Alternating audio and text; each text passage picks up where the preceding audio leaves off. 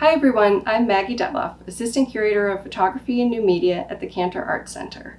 This photography and text learning guide features 12 20th century American photographs that typify different relationships between photographs and text.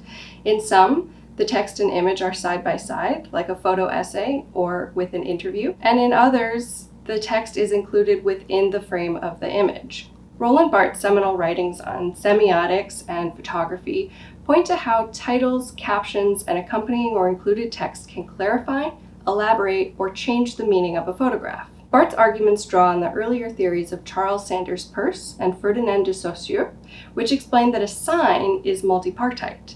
It includes a signifier, the thing, shape, image, word that stands for something, and also a signified, the concept of what is being represented. Peirce goes on to explain that there are three kinds of signs: icons, which look like what they represent; index, which are evidentiary, like a fingerprint. My finger was there and it made a fingerprint. And there are symbols, which are arbitrarily chosen but understood based on custom. A photograph is typically both an icon and an index, looking like and serving as evidence of whatever was in front of the camera, like me right now.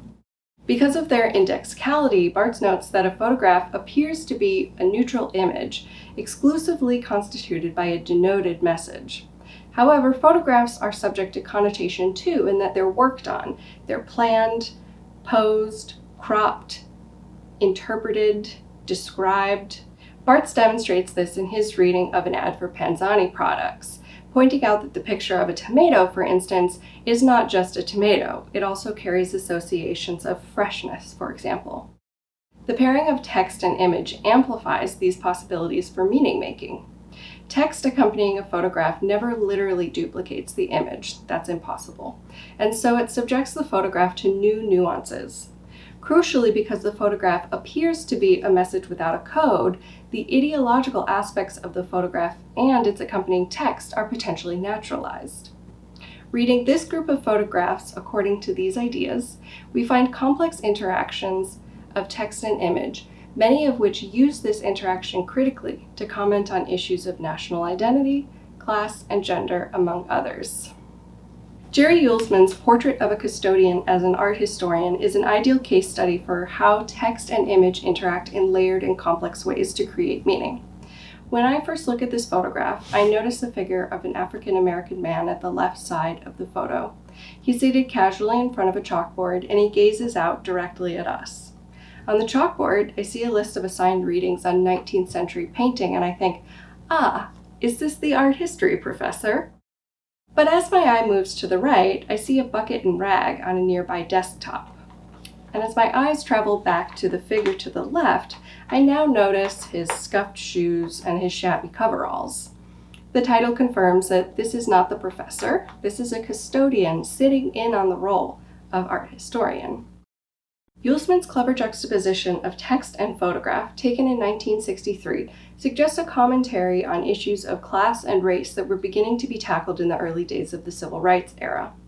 The issues this photograph speaks to not only remain clear and relevant today, but take on additional potency in the context of contemporary systemic inequality, racialized violence, and today's Black Lives Matter movement. As Barthes pointed out, a viewer's immediate cultural moment can and necessarily does inform their reading of a photograph, because as soon as we perceive it, we interpret it. One of the most historically influential formats combining photography and text is the photo essay.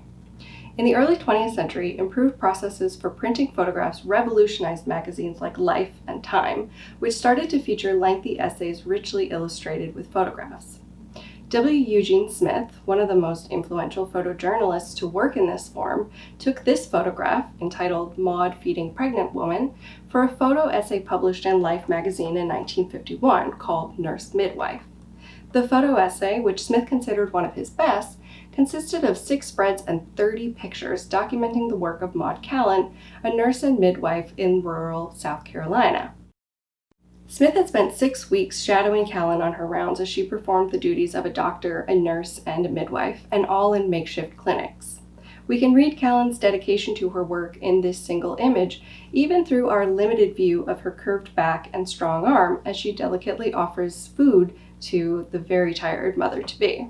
As compelling as this single image is, Smith was notorious for creating his own page layouts, crafting a robust narrative through his carefully considered sequence of image and text. Wright Morris, a well-known writer and photographer, began thinking in the mid-1930s about how he could combine his fiction and photography in a way that was not like what life was doing at the time.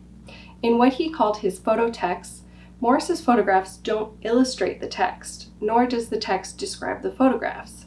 Instead, the two are juxtaposed in a way that complicates, enhances, and expands our interpretation of each component. This photograph, Gano Grain Elevator, Western Kansas, for example, was included in Morris's very first phototext, The Inhabitants, published in 1946, across from the following text. Donaldson's hitch bar would have to go. So would the split elm and the horse trough full of marbles, the old chain swing. Mr. Cole said the horse would soon go too. Cement paving would wear their hooves to the bone, he said. Willie said, for what did horses have shoes? Mr. Cole spat and said someday the paving would go right out of town. It would go to the east first, and then it would go to the west. He said when Willie had kids, he'd bet their kids would ride it for miles. And when their kids had kids, they'd ride it clear to Omaha. Willie rolled up his sleeve and felt in the horse trough for marbles. What makes you think, Willie said. I'm going in for kids. Like Wright Morris, Walker Evans was an early 20th century photographer who made a significant departure from the photo essay form. Evans's Let Us Now Praise Famous Men, published in 1941 with text by novelist James Agee, established Evans as a pioneer of the photo book form, which expanded on the photo essay in both length and literary sensibility. This photograph appeared in American Photographs, the publication accompanying Evans' earlier groundbreaking 1938 exhibition at the Museum of Modern Art. This photograph from 1935, Sidewalk and Shopfront, New Orleans, also exemplifies Evans's frequent documentation of signage, which he considered to represent a uniquely American vernacular.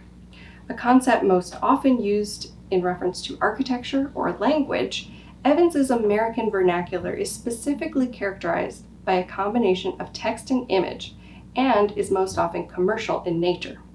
The signage in Sidewalk and Shopfront exemplify this, with the uneven stripes of the barbershop post and doorway, and the hand-painted lists of services and their prices offered at French Opera barbershop. This image also gestures to the vital interaction between architecture, graphics, and text in Evans's vernacular, as the barbershop and its stripes nestle between a Chinese merchant association on one side and a drugstore either called Bourbon or selling bourbon, along with cigars and other products illustrated in its window advertisements on the other side. Like Walker Evans's Sidewalk and Shopfront, John Gutman's Datebook San Francisco from 1939 documents found text in the city. In this case, however, the text is not commercial, but appears instead to be a spontaneous and partly anonymous exchange of personal information that positions graffiti as another integral part of an urban American vernacular. Gutman, a painter who had emigrated to the United States from Germany during World War II, took up photography as a way to make a living in his new country. Gutman's photographs masterfully capture the unique character of the people and places of his new home. Here, notes left by a playful and amorous collection of young folks in his adopted home city. That signs are a prominent feature of the American landscape is undeniable, but whether the proliferation of signs in the city was desirable or not was hotly contested in the beginning of the 20th century. New York City groups concerned with cultivating and maintaining the city's beauty and livability argued that the billboards and neon signs of Times Square were unsafe and unaesthetic. Although the efforts of these groups led to some restrictions in the form of zoning laws, neon signs dominated Times Square and many other city spaces by the mid-20th century.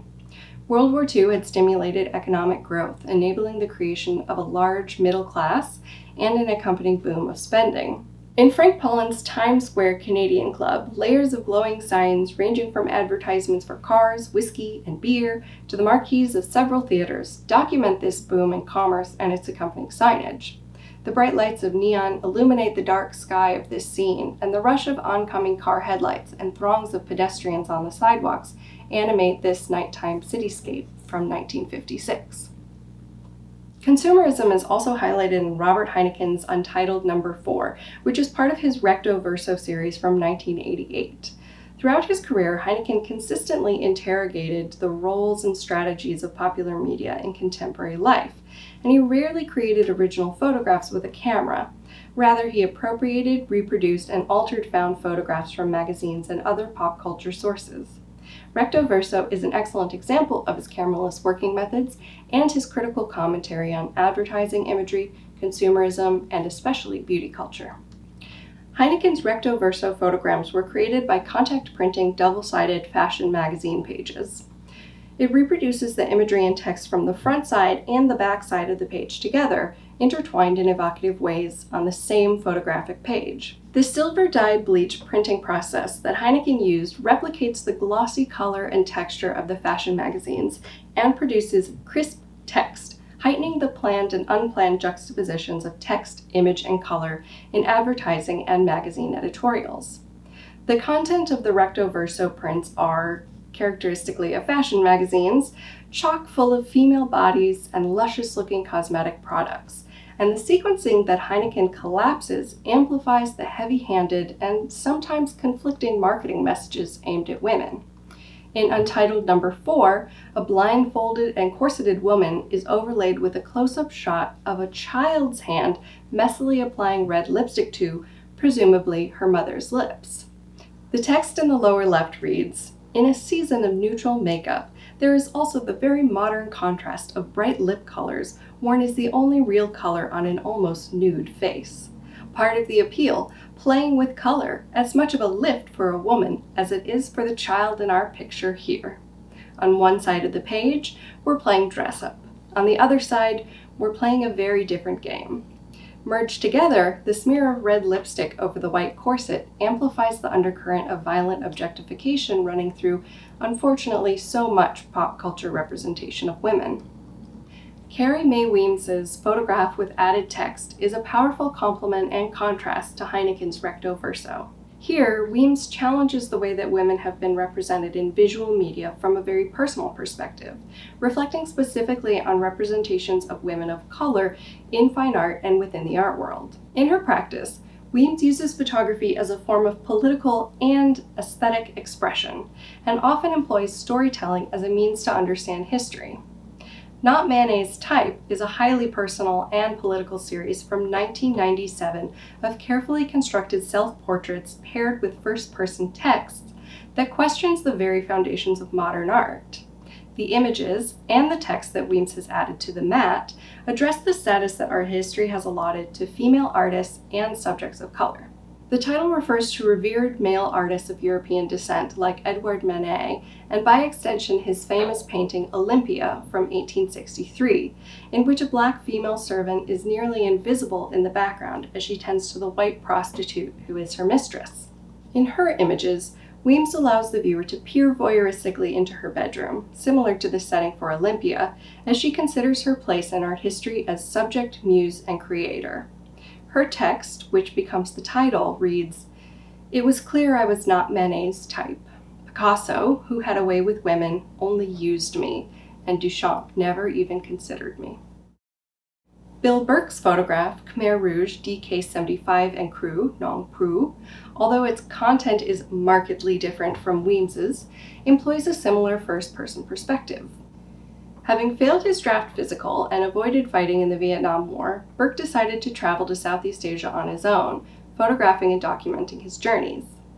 Burke published his photographs from Thailand, Cambodia, and other former French colonies in 2 photo books, I Want to Take Picture in 1987, in which this photograph appears, and Minefields in 1995. Like many young men of his generation, Burke was exposed to a lot of war imagery in movies, television, and magazines. But his own images, which include photographs of Khmer Rouge fighters, tend towards sensitive portraits rather than images of violence. I Want to Take Picture and Minefields, moreover, combine photographs, contact sheets, ephemera, and personal reflections. Burke often wrote autobiographical snippets directly on the photographs, as seen in Khmer Rouge DK-75 and Crew, where Burke details how this negative was scratched when his backpack broke on the road back to Thailand from Cambodia. The mundane nature of this recollection highlights the personal nature of the work. For Jim Goldberg's The Poor and Privileged of San Francisco series, created between 1977 and 1985, the photographer invited his subjects to review their portraits and write their own reflections on the page. As the series title states, Goldberg's portraits feature both the rich and the poor of San Francisco, seen in their elegant and lavish homes or in their welfare hotel rooms, respectively. Questions of representation and power are inherent in portrait photography, but Goldberg's invitation to the individuals to interpret their own images in their words gives them some control over the narrative that's told about them. While the images show most overtly the material differences between the homes of the rich and the poor, the sitter's words give the clearest sense of the personal and psychological effects of wealth and poverty. This image highlights the intersection of class, gender, and parenthood. A shirtless man stands in a dingy hotel room, with one arm protectively around a little boy standing on the sagging bed. Larry Benko, the subject named in the title, writes underneath, "I love David, but he is too fragile for a rough father like me." Jess T. Dugan's Preston 52, East Haven, Connecticut, also pairs portraiture with the words of the sitter. Dugan's body of work explores issues of identity, gender, sexuality, and community. For this series, called To Survive on This Shore, photographs and interviews with transgender and gender nonconforming older adults, Dugan and social worker Vanessa Fabra traveled throughout the United States photographing and interviewing older transgender people who, they note, are mostly overwhelmingly absent from cultural imagery. The photographs and interviews present their subjects not as two-dimensional characters, but as individuals with experience shaped by complex intersections of gender, age, race, sexuality, and class. Preston is relaxed in his portrait, leaning against a wall, gazing out at the viewer. Preston's interview recounts his father's unself-conscious display of vulnerability and acceptance when Preston came out as transgender to him. This photograph and interview thus presents a different, more nuanced model of masculinity. For all of Bart's musings on the complex construction of meaning in photographs, language itself, whether in captions, titles, signage, interviews, or essays, is not a transparent or neutral medium of communication either. Shannon Ebner's 2011 A Language of Exposures tackles this fact, turning language into an object and an image for examination. The artwork from the larger project, the Electric Comma series, explores language's psychological weight by making the letters physical. In a one-car garage in Los Angeles, Ebner arranged cinder blocks on wall-mounted pegs to create each letter of the alphabet. The solidity and weight of the cinder blocks serves as a foil for the immaterial and fleeting nature of spoken and even written language. Imagining the artist's process hefting the cinder blocks into place and photographing them, flattening the three-dimensional block into a two-dimensional letter, the viewer further confronts the inherently constructed and mediated nature of language. Remember the arbitrary nature of the symbol? Well, letters are examples of symbols.